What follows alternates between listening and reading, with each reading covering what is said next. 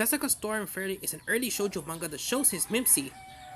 Stormy Fairy is a manga collection of 3 stories by Osamu Tezuka, all originally published during the 1950s. It's one of his lesser known works, but it's important in manga history.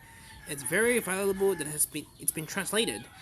In the title of the story, a fairy would more resemble an old hag, which, from a European mythology, meets with the Empress in a desperate scenario. She offers to help the Empress, but only if their future children swap faces. The Empress, at a loss, agrees, so that the fairy gives birth to a beautiful baby girl, but the Empress gives birth to a daughter with a crusty face. The princess grows up with a mask always over her face, but plotters come up with the idea of putting one of her own in the princess's place, and no one would know the difference because of the mask. Meanwhile, the fairy's daughter is supposed to be wicked, but she likes to be pure and sweet instead. Kokeshi Detective Agency stars Paco, a third-grade girl who isn't afraid of anything. She investigates a possible ghost hunting, but by using logic and observation discovers the very non-supernatural explanation to mysteries happenings.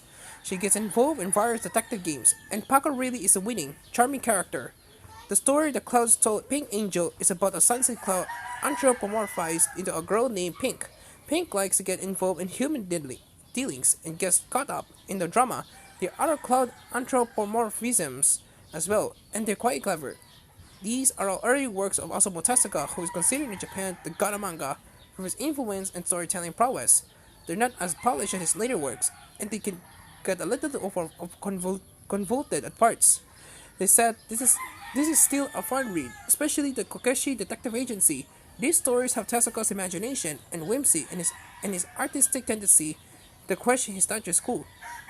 One of the things that is especially interesting is that these are the shoujo titles aimed at girls. These days shoujo manga are mainly written by women, but that wasn't the case in the 50s. Kokeshi Detective Agency especially shows a strong portrayal of a female character, and these mangas are fascinating not only as an early look in Tezuka's work, but an early look into shoujo manga. Definitely a must read for historians and scholars of manga. Fairy Star was funded by a Kickstarter from Digital Manga Publishing. It will be available digitally and in paperback on the mass market on March 30.